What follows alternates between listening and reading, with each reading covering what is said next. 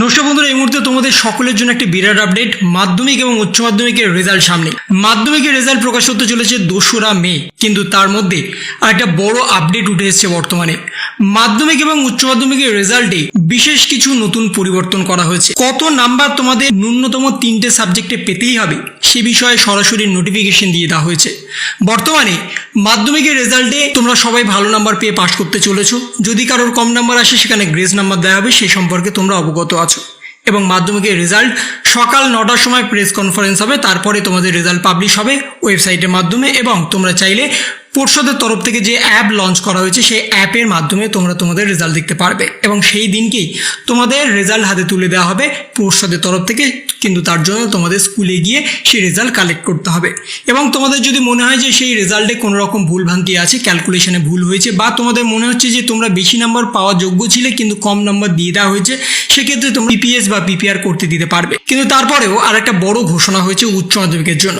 উচ্চ মাধ্যমিকের ছাত্রছাত্রীদের রেজাল্ট প্রকাশের আগে একটা বড় সিদ্ধান্ত নেওয়া হয়েছে এবং সেখানে স্পষ্টত জানানো হচ্ছে উচ্চ মাধ্যমিকে প্রতিটি সেমিস্টারে উত্তীর্ণ হতে গেলে কম্পালসারি, ইলেকটিভ এবং অপশনালে মোট 4টি বিষয়ের মধ্যে 3টিতে কমপক্ষে 30% নাম্বার পেতেই হবে।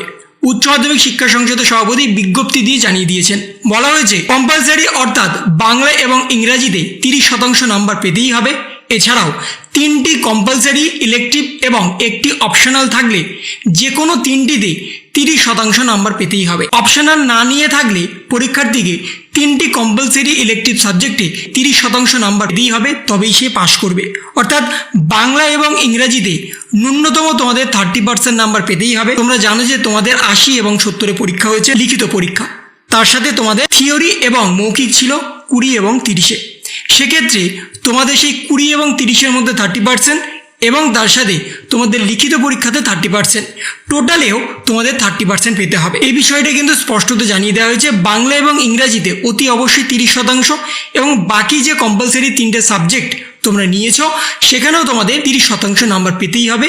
যদি কেউ অপশনাল সাবজেক্ট নিয়ে থাকে তাহলে তার ক্ষেত্রে হয়ে যাচ্ছে 4টে সাবজেক্ট, কিন্তু সেই 4টে সাবজেক্টের ভিতরে তাকে 3টে সাবজেক্টে 30 নম্বর পেতেই হবে।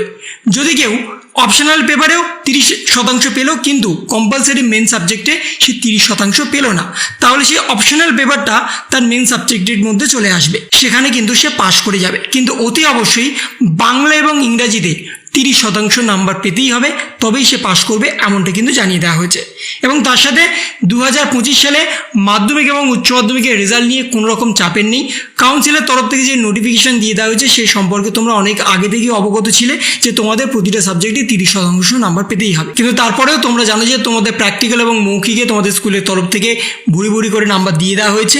থাকছে থিওরি পেপার, সেই থিওরিতে তোমাদের ন্যূনতম 17 থেকে 18 নম্বর পেলেই তোমরা পাশ করে যাবে, সে সম্পর্কে তোমরা জানো। এবং ইতিমধ্যেই বেশিরভাগ স্টুডেন্ট কিন্তু সে নাম্বার তুলে ফেলেছে, তাই পাশ করে নিয়ে কিন্তু তোমাদের চিন্তা নেই। এবং মাধ্যমিকের রেজাল্টের পরে উচ্চ মাধ্যমিকের রেজাল্ট প্রকাশ হবে। উচ্চ মাধ্যমিকের রেজাল্ট 7, 8 বা 9 তারিখের মধ্যে প্রকাশ হতে পারে, এমনটাই কিন্তু জানানো হয়েছে। তাহলে এই ছিল একটা ছোট্ট ইনফরমেশন তোমাদের সকলের জন্য। যদি তোমাদের ভিডিওটা ভালো লেগে থাকে তবে লাইক করো, শেয়ার করো এবং অবশ্যই সাবস্ক্রাইব করো। তার পাশাপাশি তোমার মতামত কমেন্টের মাধ্যমে জানাও। ভালো থেকো, সুস্থ থেকো, ধন্যবাদ।